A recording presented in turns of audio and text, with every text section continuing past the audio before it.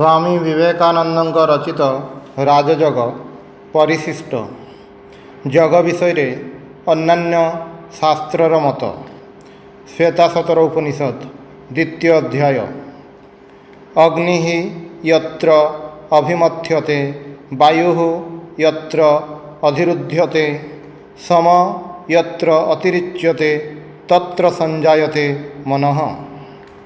अर्थात जेउठारे अग्नि को मंथन करा जाए, जेउठारे वायु को रोध करा हुए और जेउठारे अपर्याप्त समरस प्रवाहित हुए सेठारे सिद्ध मनर उत्पत्ति होइथाय। त्रिरुन्नतं स्थाप्य समं शरीरं हृदि इंद्रियाणि मनसा सन्निवेश ब्रह्मडूपेन प्रतरेत विद्वान श्रोतांसि सर्वाणि भयावहानि। अर्थात वक्ष ग्रीवा और शिरदेश उन्नत भाव रखी शरीर को समभाव धारण करी इंद्रिय मान को मनरे स्थापन करी ज्ञानी व्यक्ति ब्रह्मरूपक भेड़ा द्वारा समुदाय भयावह स्रोत पार हो जाती। प्राणान् प्रपीडेह संयुक्त चेष्ट क्षीणे प्राणे नासिकाय उच्छ्वसित दुष्ट अश्वयुक्तम इव वाहमेनं विद्वान् मनः धारयेत् अप्रमत्तः। अर्थात संयुक्त चेष्ट व्यक्ति प्राण को संयम करती जेतेबेले ताहा शांत हो जाए सेतेबेले नासिका द्वारा प्रश्वास परित्याग करती जेपरी सारथी चंचल अश्वमान को धारण करती अध्यवसाय जगी मध्य मन को सेहीपरि धारण करिवे। समे सूचौ शर्करा बह्नि बालुका विवर्जिते शब्द जल आश्रयादिभिः मन अनुकूले न तो चक्षु पीडने गुहा निवात आश्रयणे प्रयोजयेत्। अर्थात समतल सूची प्रस्तर अग्नि और बालुका शून्य मनुष्यकृत अथवा कौनसी जलप्रपात जनित मनश्चांचल्यकर शब्दशून्य मनर अनुकूल तथा चक्षुर प्रीतिकर पर्वत गुहार निर्जन स्थान रही जग अभ्यास करने को हेब। निहार धूम अर्क अनिल अनलानं खद्यत विद्युत स्फटिक सहसिनम एतानि रूपाणि पुरसराणि ब्रह्मणि अभिव्यक्तिकराणि योगे।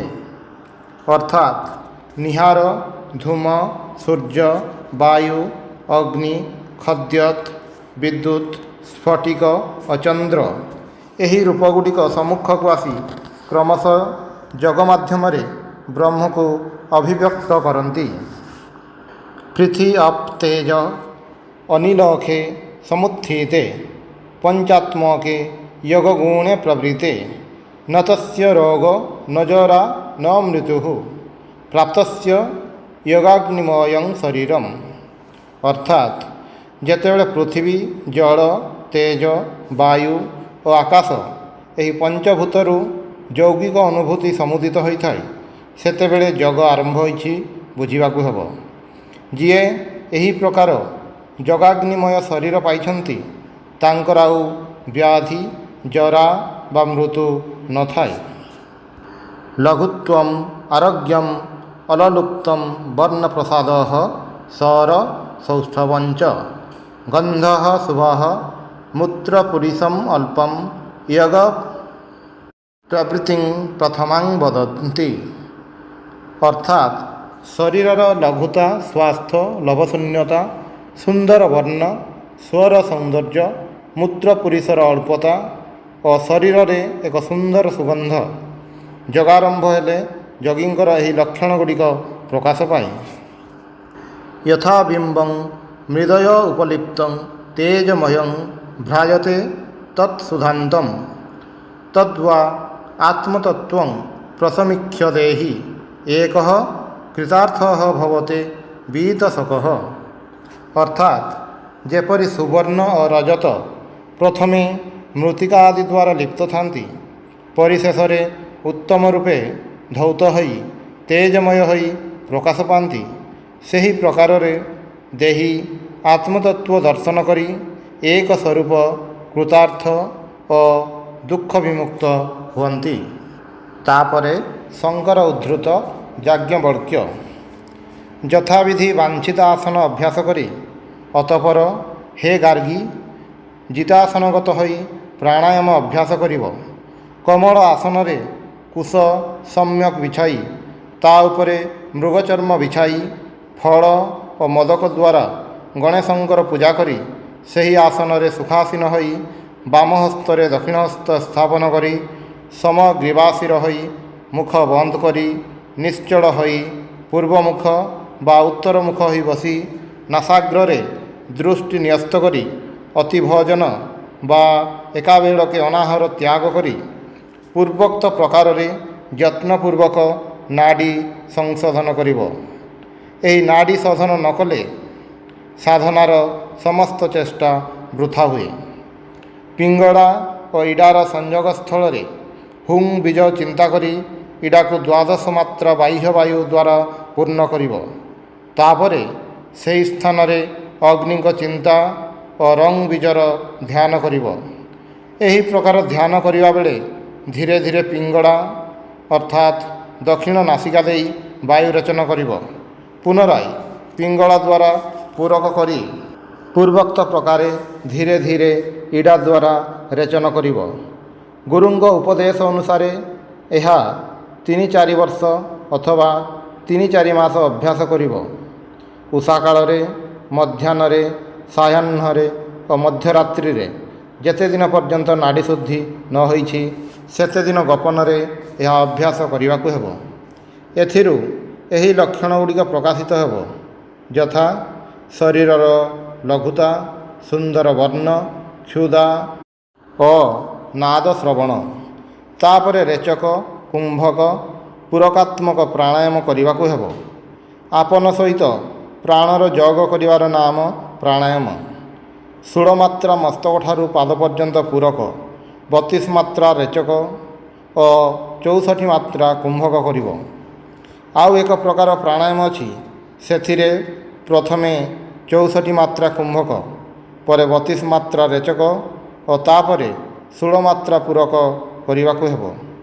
ପ୍ରାଣାୟାମ ଦ୍ୱାରା ଶରୀରର ସମସ୍ତ ଦୋଷ ଦଗ୍ଧ ହୋଇଯାଏ। ଧାରଣା ଦ୍ୱାରା ମନର ଅପବିତ୍ରତା ଦୂର ହୁଏ।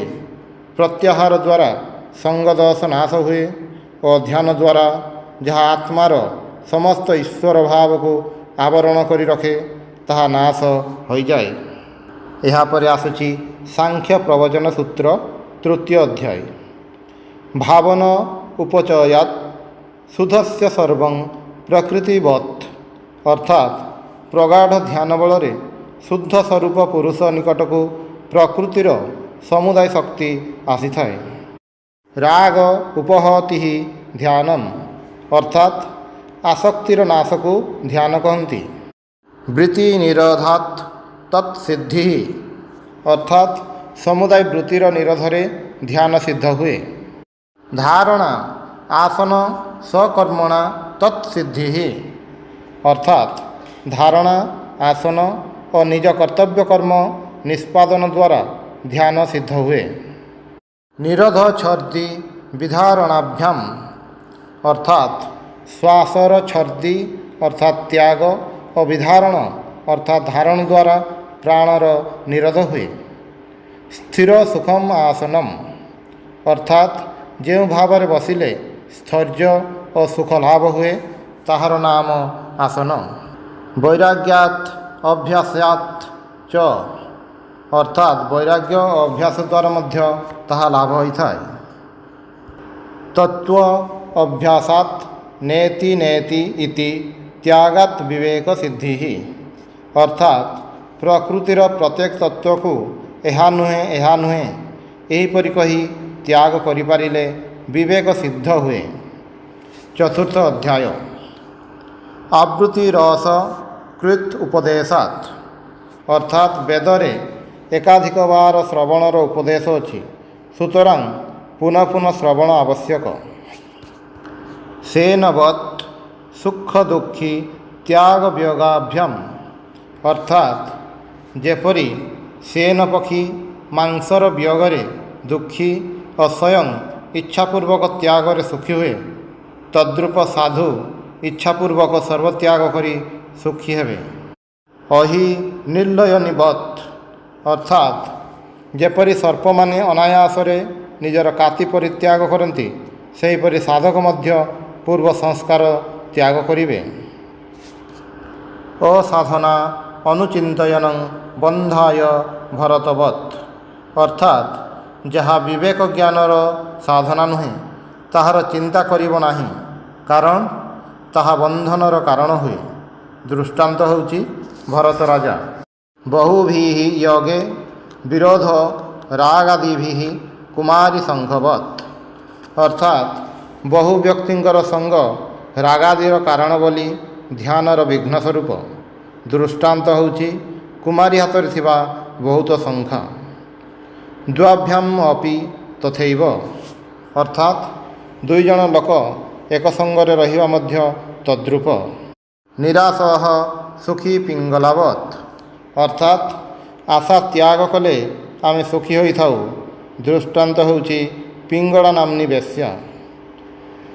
ବହୁଶାସ୍ତ୍ର ଗୁରୁ ଉପାସନେ ଅପି ସାରାଦାନଂ ଷଟ୍ପଦବତ୍ ଅର୍ଥାତ୍ ମଧୁକର ଯେପରି ଅନେକ ପୁଷ୍ପରୁ ମଧୁ ସଂଗ୍ରହ କରିଥାଏ, ସେହିପରି ଯଦିଓ ବହୁ ଶାସ୍ତ୍ର ଓ ବହୁ ଗୁରୁଙ୍କର ଉପାସନା କରାହୁଏ, ତଥାପି ସେମାନଙ୍କଠାରୁ ସାର ଟିକକ ଗ୍ରହଣ କରିବାକୁ ହେବ।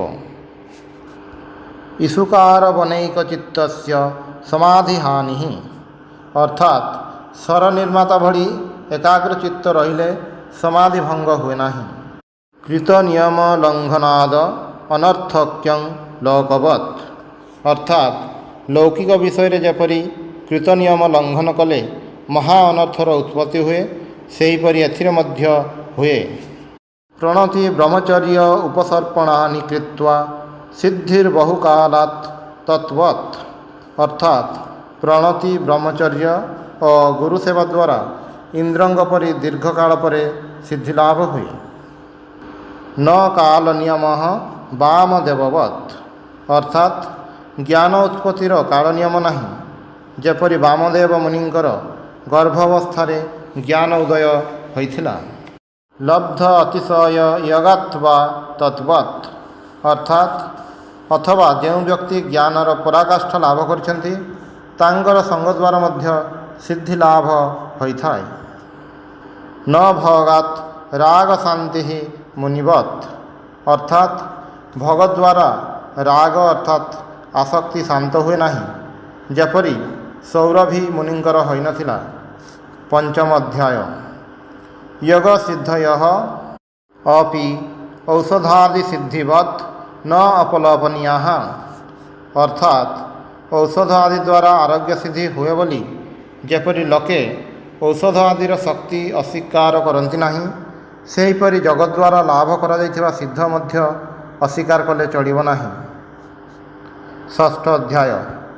ସ୍ଥିର ସୁଖମ୍ ଆସନମ୍ ଇତି ନ ନିୟମଃ ଅର୍ଥାତ୍ ଯେକୌଣସି ଭାବରେ ଉପବେଶନ କଲେ ଶରୀରକୁ ସ୍ଥିରତା ଓ ସୁଖ ପ୍ରାପ୍ତ ହୁଏ, ତାହାକୁ ଆସନ କୁହାଯାଏ। ଏଥିପାଇଁ ଅନ୍ୟ କୌଣସି ନିୟମ ନାହିଁ। ବ୍ୟାସସୂତ୍ର ଚତୁର୍ଥ ଅଧ୍ୟାୟ ପ୍ରଥମ ପାଦ। ଆସୀନଃ ସମ୍ଭବାତ୍ ଅର୍ଥାତ୍ ଉପବେଶନ କରି ଉପାସନା କରିବା ସମ୍ଭବ, ସୁତରାଂ ସେହି ଭାବରେ ଉପାସନା କରିବ। ଧ୍ୟାନାର୍ଥ ଅର୍ଥାତ୍ ଧ୍ୟାନ ହେତୁ ମଧ୍ୟ ଉପବିଷ୍ଟ ଅଙ୍ଗଚେଷ୍ଟା ରାହିତ୍ୟାଦି ଲକ୍ଷଣଯୁକ୍ତ ପୁରୁଷକୁ ଦେଖି ଲୋକେ କହନ୍ତି, ଏ ଧ୍ୟାନ କରୁଛନ୍ତି। ଅତଏବ ଧ୍ୟାନ ଉପବିଷ୍ଟ ପୁରୁଷଙ୍କ ପକ୍ଷରେ ସମ୍ଭବ। ଅଚଳତ୍ୱଞ୍ଚ ଆପେକ୍ଷ କାରଣ ଧ୍ୟାନୀଙ୍କୁ ଅର୍ଥାତ୍ ପୁରୁଷଙ୍କୁ ନିଶ୍ଚଳ ପୃଥିବୀ ସହିତ ତୁଳନା କରାଯାଇଛି।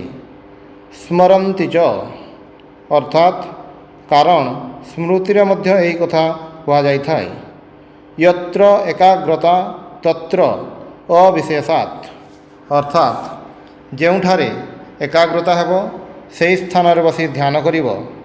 କେଉଁ ସ୍ଥାନରେ ବସି ଧ୍ୟାନ କରିବାକୁ ହେବ, ତାହାର କୌଣସି ବିଶେଷ ବିଧାନ ନାହିଁ। ଏହି କେତୋଟି ଉଦ୍ଧୃତ ଅଂଶ ଦେଖି ଅନ୍ୟାନ୍ୟ ଭାରତୀୟ ଦର୍ଶନ ଯୋଗ ସମ୍ବନ୍ଧରେ କ'ଣ କହିଛନ୍ତି ତାହା ବୁଝାଯାଏ। ଓಂ ଶାନ୍ତି ଶାନ୍ତି ଶାନ୍ତି। ହରି ଓಂ ତତ୍ସତ୍। ଶ୍ରୀରାମକୃଷ୍ଣାର୍ପଣମସ୍ତୁ। ଆଜି ଏଇଠାରେ ସ୍ୱାମୀ ବିବେକାନନ୍ଦଙ୍କ ଦ୍ୱାରା ରଚିତ ରାଜଯୋଗ ସମାପ୍ତ ହେଲା।